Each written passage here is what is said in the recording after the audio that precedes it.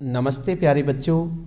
आज मैं आपके लिए एक बहुत ही प्यारी कहानी लेके आया हूँ और हमारी कहानी का नाम है विश्व विजेता मिर्च। ये कहानी लिखी है नयन चंद्रा ने और ये प्यारे प्यारे चित्र बनाए हैं प्रिया कुरियन ने। ये कहानी सिर्फ तीखी मिर्च के बारे में नहीं बल्कि बहादुर योद्धाओं और व्यापारियों के साहसिक कारनामों और तूफानी समुद्रों और नई जंगों के बारे में भी है। भूमंडलीकरण के विश्वविख्यात विशेषज्ञ द्वारा लिखी गई इस चटपटी कहानी का आप सभी आनंद लें। तो चलिए अपनी कहानी शुरू करते हैं। हमारी कहानी का नाम है विश्व विजेता मिर्च। सूरज अभी अभी अप्पू के चारों ओर खड़े नारियल, आम और चीकू के पेड़ों के झुरमुट के पीछे डूबा था। आसमान पर अभी भी गुलाबी झलक फैली थी। बैंगन, टमाटर और घिया की बाड़ी में अभी भी मंदिम रोशनी थी। चिड़ियों के झुंड उड़ते हुए अपने घोंसलों को जा रहे थे। अप्पू की माँ रात के खाने के लिए मछली बना रही थी और उन्हें कुछ ताज़ी हरी मिर्चें चाहिए थी। 12 बरस का अप्पू कुछ बढ़िया चमकीली हरी मिर्च तोड़ने बगीचे में गया ही था कि उसने एक भारी आवाज़ सुनी। मुझे बहुत खुशी है कि तुम्हारे परिवार को मेरी मिर्चें अच्छी लगती हैं। अप्पू के रोंगटे खड़े हो गए। वह पीछे मुड़कर देखने लगा तो उसके पीछे चुपके चुपके कौन चला आया है। भारी लेकिन प्यार भरी आवाज़ उसे अपने घुटने पर ऊंचे पत्तियों से लदे मिर्च के पौधों से आती दिख रही थी। डरो मत, मैं अहर उच्चू हूँ, मिर्चों का देवता, आवाज़ आई। तुम पौधों को हर शाम पानी देते हो और उनकी देखभाल करते हो। इतने प्यार और देखभाल से मैं बहुत खुश हूँ। मैं अपने घर से हजारों मील दूर हूँ, इसलिए तुमसे मिली देखभाल के लिए बहुत मायने रखती है। पौधों से आने वाली आवाज़ को सुनकर अप्पू कुछ देर तो सन्न रह गया। फिर जरा संभल कर अप्पू ने पूछा, तुम कहाँ से आई हो? दूर, बहुत दूर, दक्षिणी अमेरिका से। ठीक ठाक कहें तो मैक्सिको से, अहर उचू ने कहा। अप्पू को बिल्कुल भी अंदाजा नहीं था कि दक्षिण अमेरिका कहाँ था। इससे पहले कि वह कुछ और पूछ पाता, माँ रसोई घर से चिल्लाई, अप्पू मेहरबानी करके ज़रा जल्दी से मिर्च ले आओगे क्या? अहर उचू बोला, मुझे लगता है कि अभी तुम्हें जाना चाहिए। कल फिर आना, मैं तुम्हें अपने भारत आने और सारी दुनिया तक पहुँचने की यात्रा के बारे में बताऊँगा। लेकिन तुम हमारी बातचीत के बारे में किसी को मत बताना। अहर उच्चू की बातों से अभी भी हैरत में डूबे अप्पू ने सिर हिलाया और घर की ओर भाग गया। पिछवाड़े की बाड़ी का छोटा सा पौधा इतनी दूर मैक्सिको से आया है। मिर्च लाने में तुम्हें इतनी देर क्यों लगी? माँ पूछ रही थी।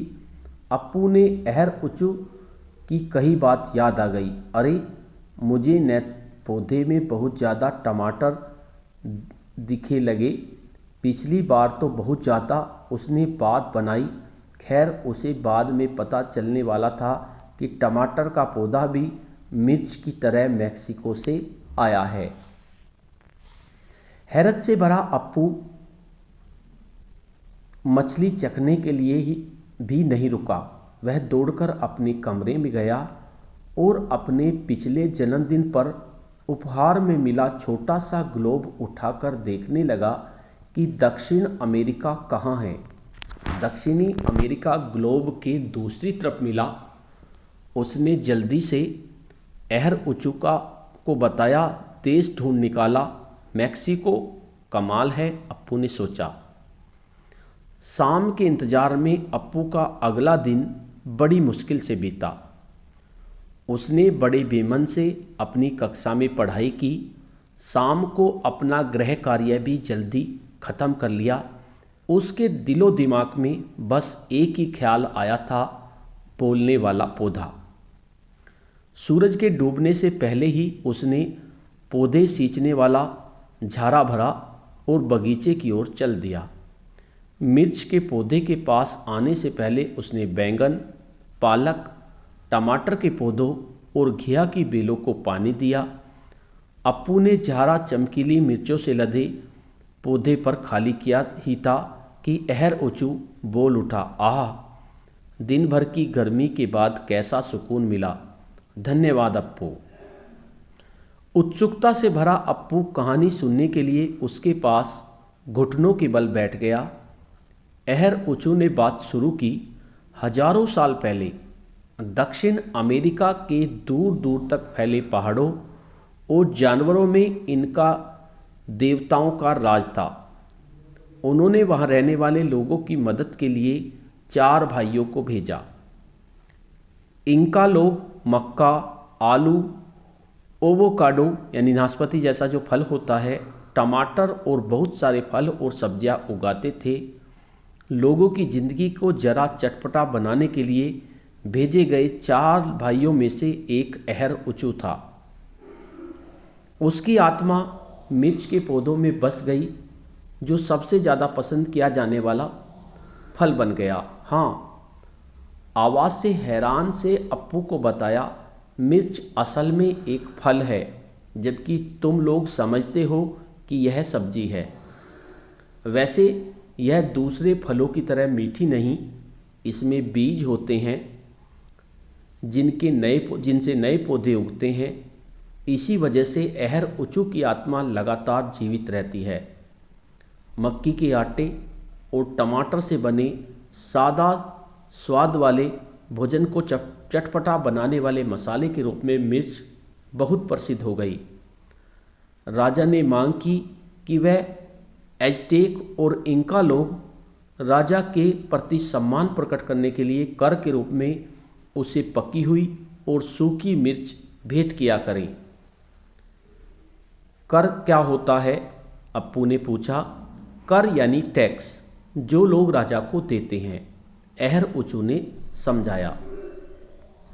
अब बात करते हैं इंजेक्ट और इनके साम्राज्य के बारे में।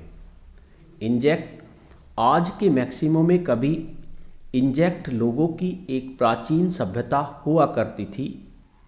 उन लोगों की साझी भाषा नहू 8 थी। करीब 700 वर्ष पहले इन लोगों ने अपने आप को एक साम्राज्य में संगठित कर लिया। मक्का, मिर्च, ओवोकाडो और अन्य फल उगाने वाले इन लोगों ने एक समृद्ध कृषि सभ्यता विकसित कर ली। खूबसूरत कपड़े बनाने के लिए वे उम्दा किस्म की कपास उगाते थे और उनके पास गहने बनाने के लिए भरपूर सोना भी था। एक झील के बीच में उन्होंने अपनी राजधानी टेनो चटिटान का निर्माण किया। स्पेन वासियों ने इंजेक्ट राजधानी पर विजय पाई।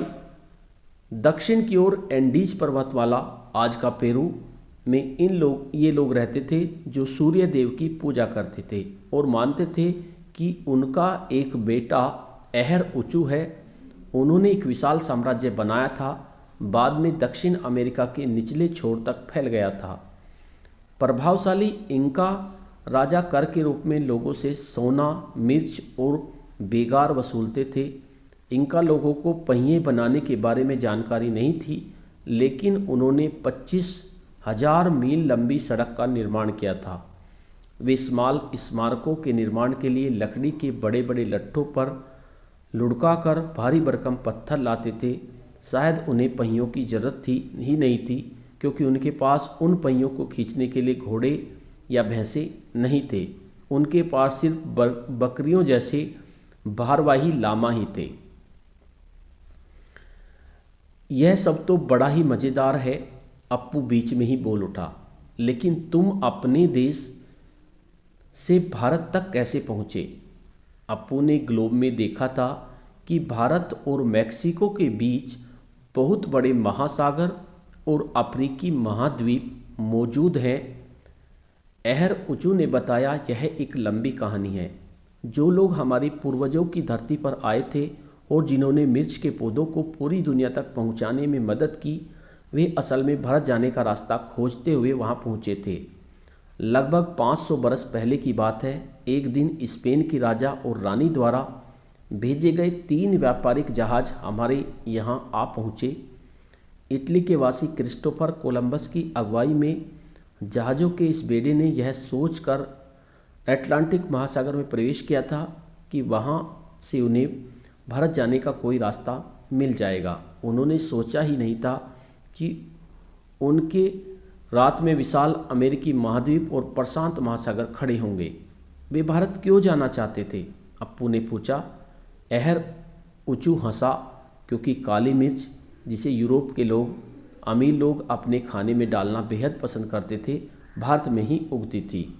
कोलंबस अपने साथ कुछ काली मिर्च भी लाया था ताकि लोगों को दिखा सके कि वह क्या खोज रहा है।